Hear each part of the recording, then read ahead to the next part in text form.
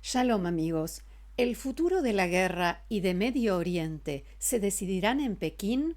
Hoy en Israel a diario, Justicia Histórica. La Knesset aprueba la ley para juzgar a los terroristas del 7 de octubre, sin votos en contra y con una regla clara. Estos criminales nunca serán moneda de cambio.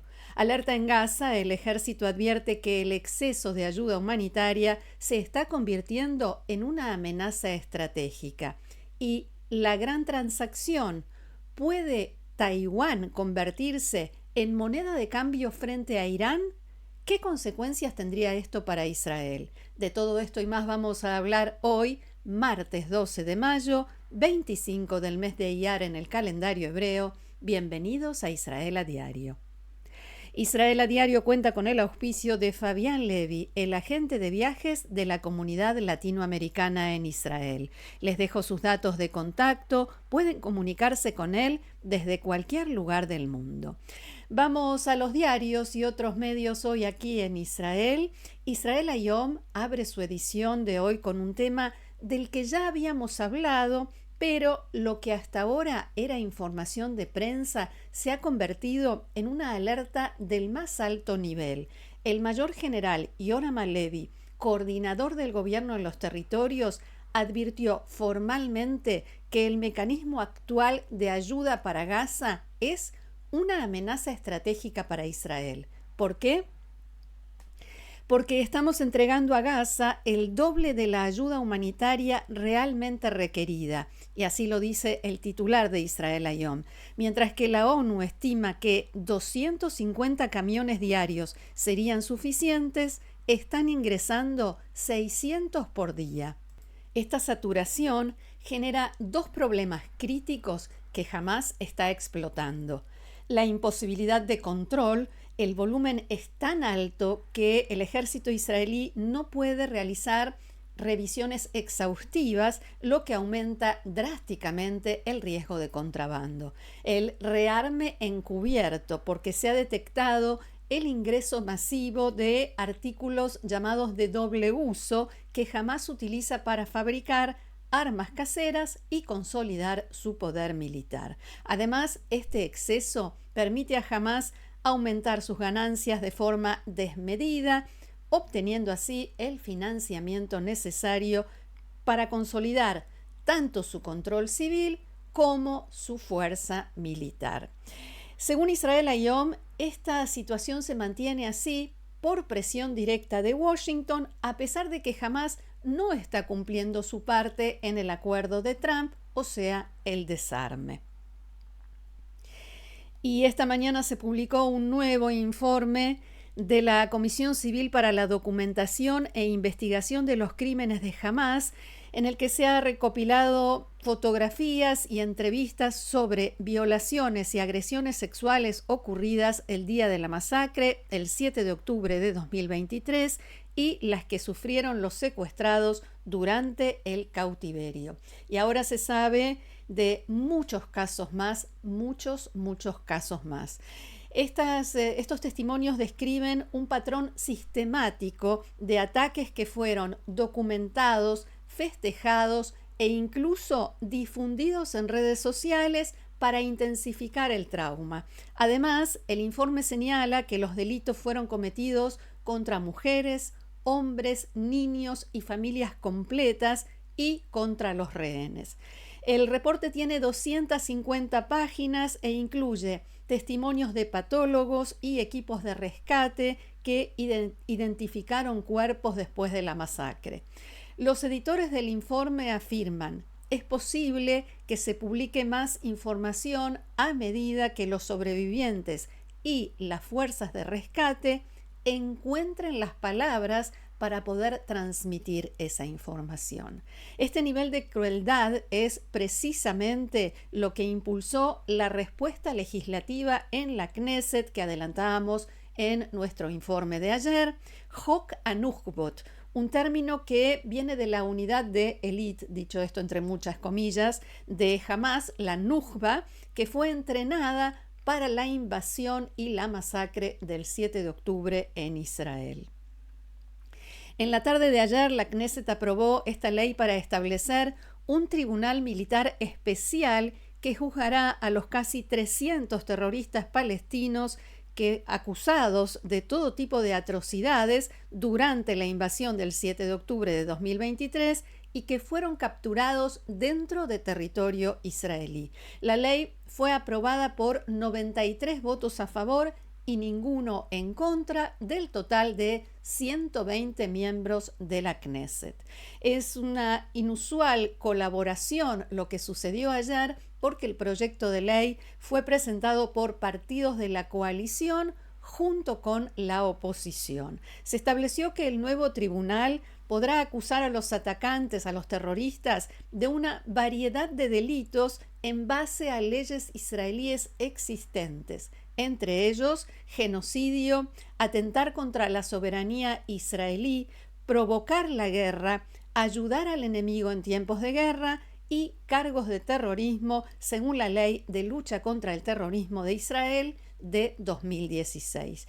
Quienes sean declarados culpables de genocidio serán condenados a la pena de muerte.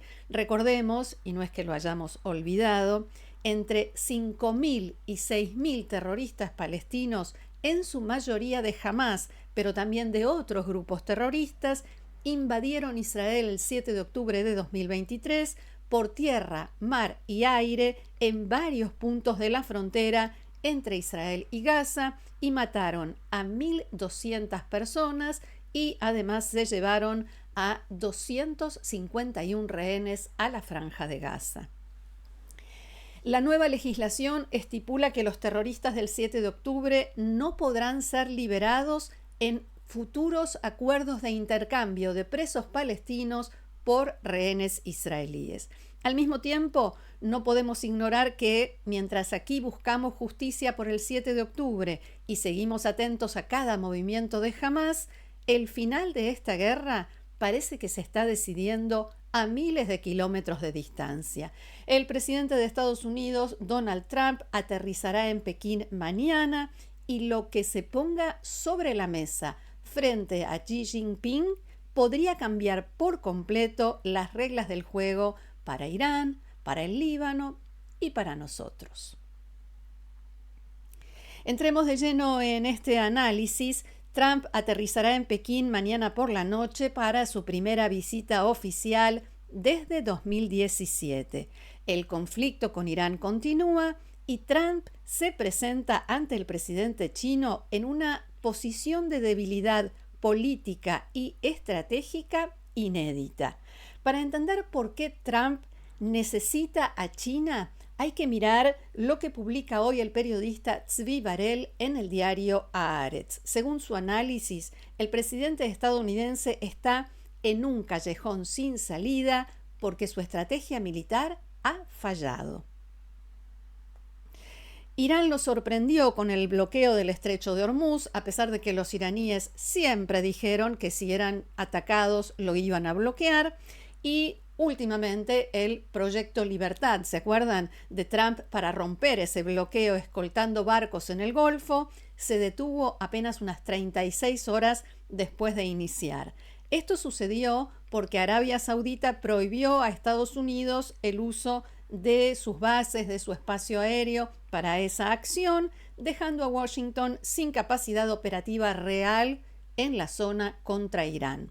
Irán, por su parte, demostró una resiliencia que las potencias no previeron y el régimen se mantiene a flote a pesar del asedio. Este es el contexto en el cual mañana se va a producir esta cumbre China-Estados Unidos. La clave de esta cumbre está en el intercambio de puntos de asfixia, un concepto que queda claro en estos dos informes de hoy en Israel Hayom que vemos en esta imagen y de la analista Tzipi Shmilovich en Yediot Aharonot.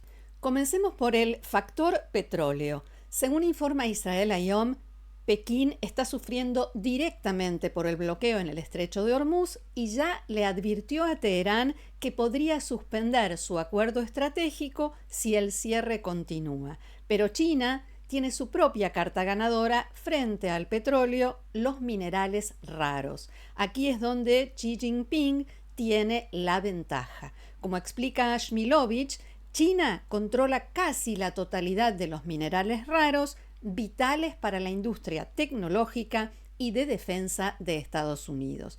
El líder chino ya demostró su poder el año pasado cuando endureció los controles de exportación de estos materiales y forzó a Trump a una tregua económica en octubre.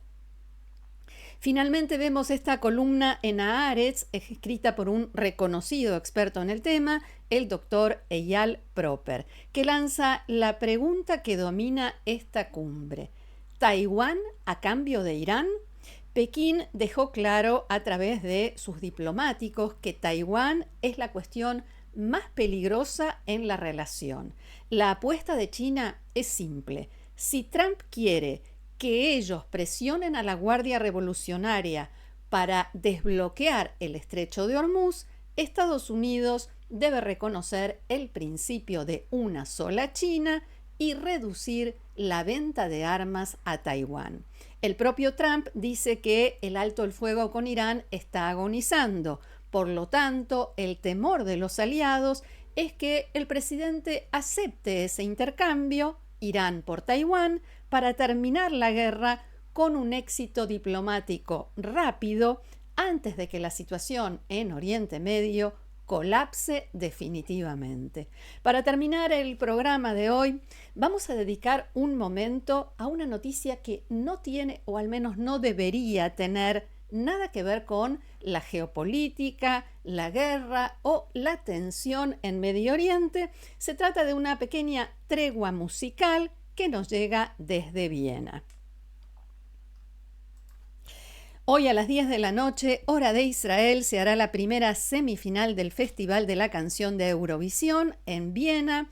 El cantante israelí Noam Betan subirá al escenario y cantará Michelle. No podemos compartir aquí la canción, lamentablemente, por una cuestión de derechos, pero pueden encontrarla incluso en el sitio de Eurovisión.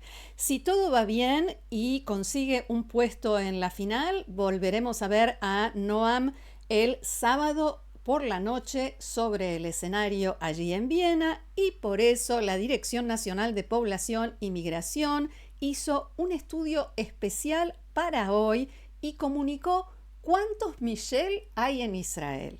Atención, 3.473 hombres y 7.503 mujeres llevan el nombre Michelle, que seguramente todos ellos desearán, tanto como nosotros o quizás un poquito más, que a Noam Betan le vaya muy bien esta noche y que al menos por un momento, por un ratito nada más, solo importe la música. Mucho éxito para Noam y para Michelle. Hasta aquí nuestro encuentro de hoy. Muchísimas gracias por haberlo compartido con nosotros una vez más.